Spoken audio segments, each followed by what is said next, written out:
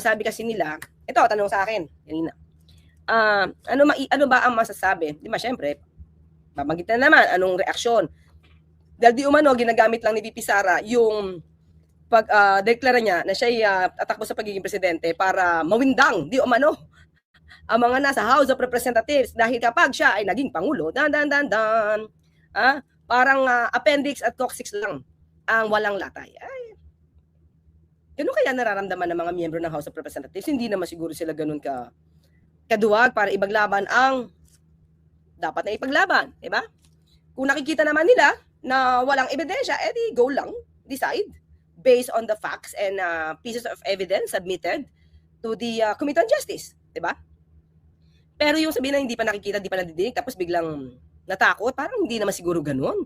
Hindi naman siguro ganun. Well, anyway, parang nakaka-disappoint naman kung ganun ang mga kinatawan ng mga distrito na binoto ng mga kababayan natin. Okay? Sige, pakinggan natin to mga ka-clear ha. Okay, try natin. 6th District ng Manila City at chairperson din ng House Committee on Human Rights. Magandang hapon. Magandang hapon sa inyo lahat mga kaibigan. Thank you. Ayan, sabi ko nga bago magsara yung tindahan kagabi, ay inihabol nyo yung ika-4 na impeachment complaint laban sa Vice Presidente. Oo, kayo ang tumatayong nag-endorse, no? At kasama si House Deputy Speaker Paulo Ortega V. So, ano ang kaibahan nito? Sa naunang tatlo, Kong Benny, at kasi ang sinasabi, ang focus daw nito ay ang sinasabi umanong unexplained wealth ng Vice Presidente. Ang in-emphasize nung unang complaint ng Makabayan Black, including yata hindi ko... Mga clear, sa totoo lang ha, natatandaan nyo ba yung video kung saan sinasabi ng Vice Presidente na may mga bank accounts na nasa listahan at nung pinuntahan niya yung bank, sabi oo, meron pero non-existing daw, parang non-existing daw. Teka lang mga clear, dapat mahanap ko yon. Alam ko pinakita ko na sa inyo to ha? Pinakita ko na sa inyo to, pero pag in-analyze yung words niya, sa aking pakiramdam, no, kung ako yung mag-iimbestiga dito, parang may tinatago, ha? Hindi naman sinasabing meron, pero parang may tinatago. Ha? Teka lang, sana nandito, sana madaling hanapin. Kasi minsan... The hearing, of course, nandun din yung... Ay, ito ba yun? Si Senator Trillanes. Of course, hindi ko siya karimbal. Saan ko siya karimbal, Red? Pero ma'am, kasi parang nirelease yung form ng No contest, Red, ha? Nirehash niya na mga, yung mga bank accounts po ni former President Duterte, ni Mang Cadilet, saka yung sa inyo doon, na-join na Fangao. And sabi po ni PRRT na he's willing to vote him, magdikita po in public, and he will also push you and your brothers, Pangulong and Mayor Bastien, to resign na pag totoo daw yung bank account. Your reaction? Hanggang ngayon, hindi pa naman napapakita yung bank account, mga ka-clear, di ba? Sasampalin pa nga niya si Senator Trillanes, di ba, ni dating Pangulong Duterte, pumayag namang magpasampal, di ba? Basta mag-wave ka lang. Hindi. Oo. Actually, yung listahan ng bank account na yan, bank accounts, madami yan di ba? Noong, was it 2016 na nilabas? Oo. Hanggang ngayon, may file ako niyan kasi nung lumabas yan, isa-isa ko pinuntahan lahat ng bangko. Yan na, mga kapatid. Tandaan natin, alam ko na take up na natin to, alam ko napakita na natin sa inyo to, pero hindi ko alam yung mga bago. Pero sige, tignan natin para makita natin paano niyang i-deny ito sinasabing bank accounts. At tinanong ko sila isa-isa sa mga nakapangalan sa akin at yung mga accounts. Meron talagang mga accounts doon na hindi alam ng bangko. May mga accounts daw. May listahan pero may mga accounts daw na hindi alam ng bangko. Okay, sige tuloy. Hindi ko rin alam, pero nandoon siya sa listahan. So, nandun siya sa listahan. Okay, so, kung nasa listahan siya, anong pinakamadaling gawin para masabing hindi siya existing, mga clear? Ang dali naman, di ba? Madali naman patunayan hindi existing yung bank accounts. Di ba? So, tuloy, ulitin na natin. At tinanong ko sila isa-isa sa mga nakapangalan sa akin at yung mga accounts. Meron talagang mga accounts doon na hindi alam ng bangko, hindi ko rin alam, pero nandoon siya sa listahan. So, tinatanong ko yung bangko, bakit may ganito? Sabi nila baka non-existent talaga. Baka non-existent. Gaya ng mga accounts. So, meron akong accounting even nung mga sinasabi nilang transactions, tinanong ko din yan sa bank. Gandun lang. Ano ang pinakamadaling paraan to deny the existence of the bank account? Diba? Ang dali. Just get the certificate from the bank na hindi siya existing.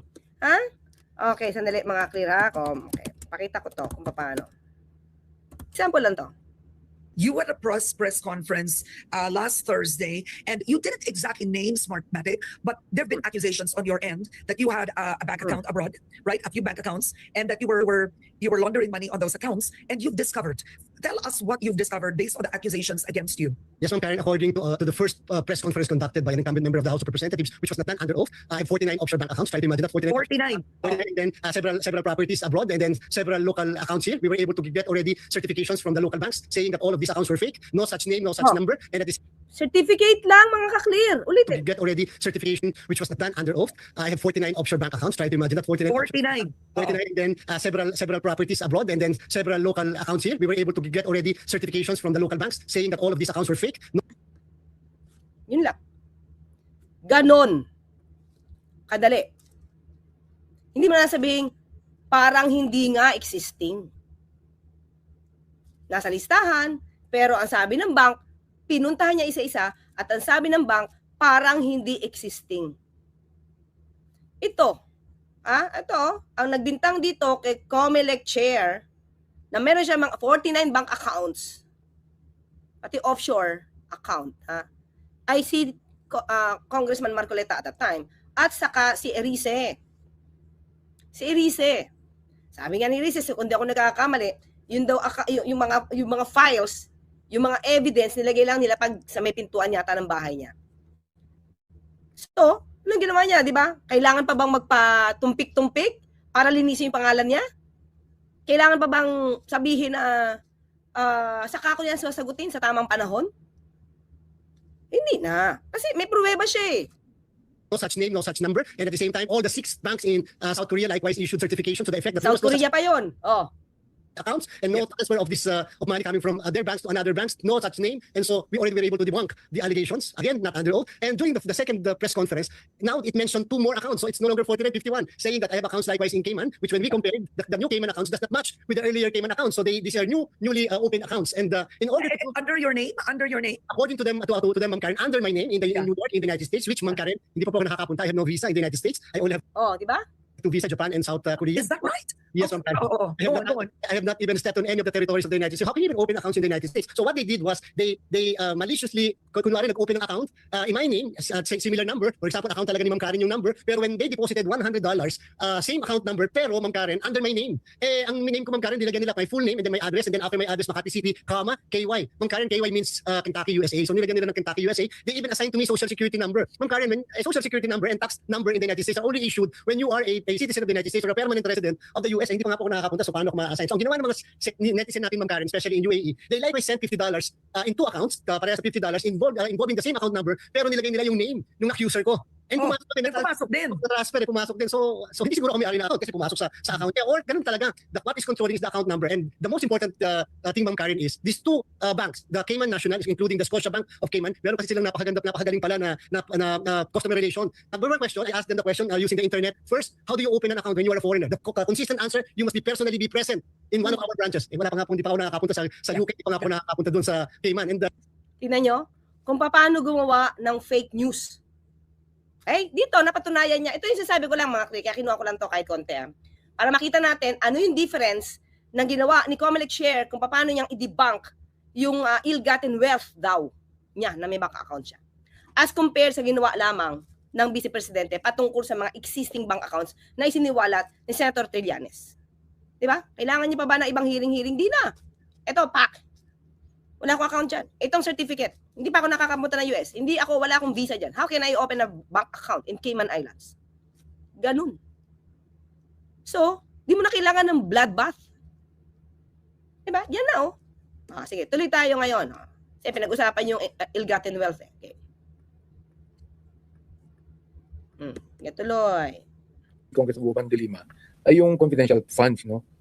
Sa amin naman, I think merong similarity doon sa naunang pag-file namin ng complaint. Ang pagkakaiba lamang kasama namin sinama yung affidavit ni Ramil Madriaga.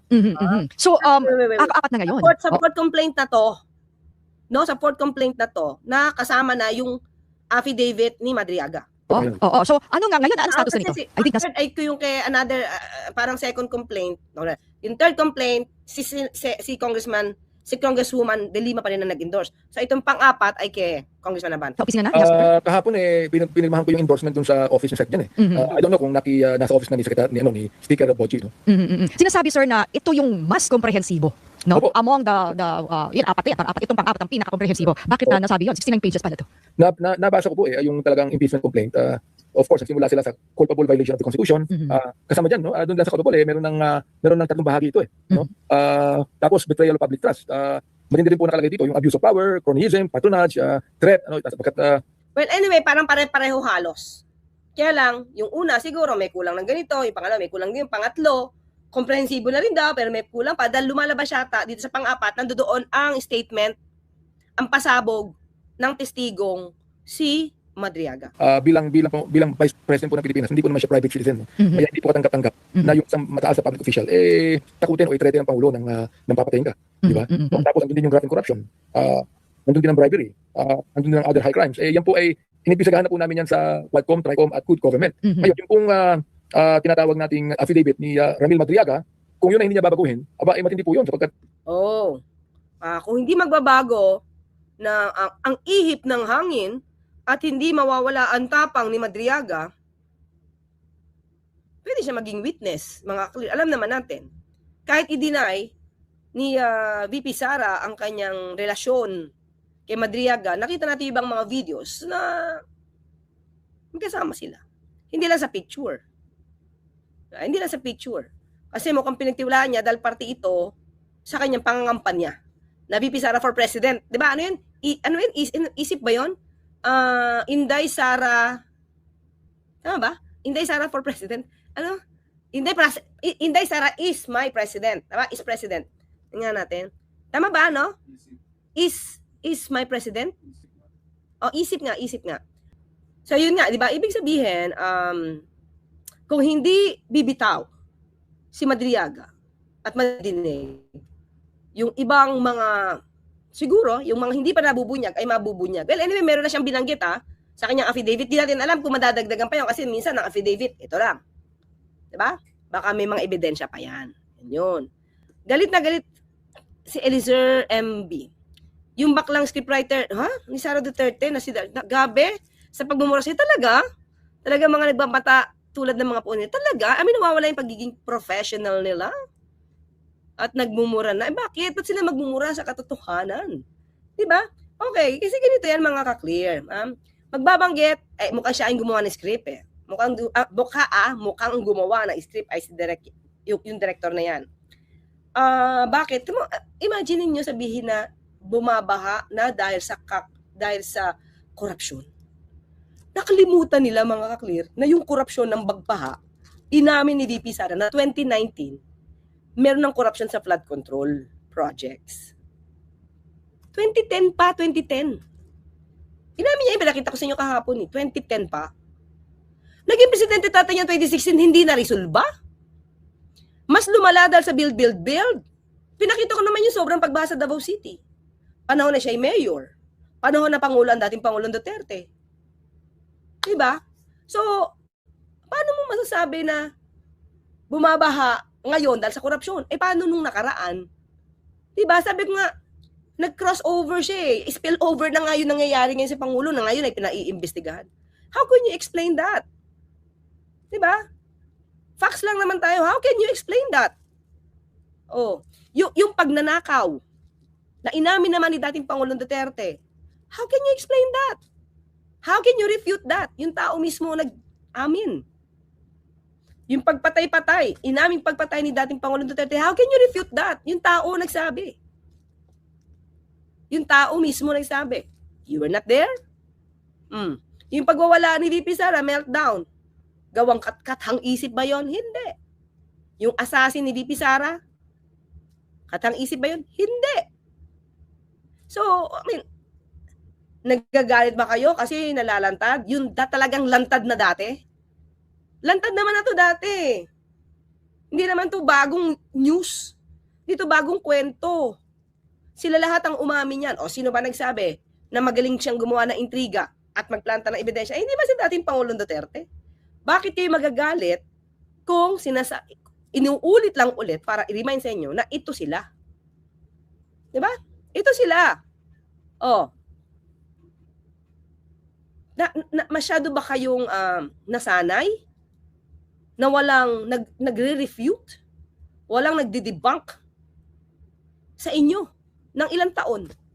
Bakit? Sinong press officer dati? Trixie Angeles. Sumunod. Di ba? O, naging moderator. Si Daphne Osenia. Wala. Kaya lahat ng fake news, kinasanayan ninyo. Lahat ng fake news na ipukul nyo, akala nyo hindi na madidebunk. Ngayon nadidebunk kayo with the facts and pieces of evidence na hawak. At nandiyan naman sa mga video, news, and everything, and all the admissions made by the Dutertes. Ba't kayo nagagalit? Hindi naman ito gawa-gawa. Magalit kayo kung fake news yung sinasabi natin, kayo yung nagpe-fake news. Dinidebunk lang yung fake news nyo. So, masama ba ma-debunk ang fake news ninyo? Hindi, di ba? Magagalit kayo kasi may nagdi-debunk. Ba? May kumakalaban sa fake news nyo. Doon kayo nagagalit. Kasi gusto nyo na manatili yung fake news nyo sa mga utak ng taong inosente na wala napapakinggan kundi kayo. Ilang taon halos yun? 2.5 years? Na mayagpag ang mga fake news peddlers? Diba? Hanggang ngayon naman, ang dami pa ring trolls. At sino ba yung nagbabayad sa inyo? Pilipino ba? O ibang bansa? Ano ba yung nadiskubre ni Senator Tolentino na di umanong nagbabayad ng troll army para gibain ang gobyernong ito? Diba?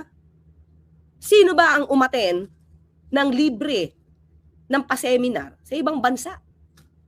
At pagdating yata, kung ano na yung interest ng ibang bansa, yun na ang binavlog. Admitted naman nila yun eh. Na nag-seminar sila for free. O, sino ba yung mga nag-seminar ng free? Kanino bang kaalyado yun? Kaalyado ba ni Pangulo Marcos yun? PBBM vloggers ba yun? Bakit hindi inayayahan yung PBBM vloggers dun sa bansa na yun? Na libre. Lahat libre. Diba?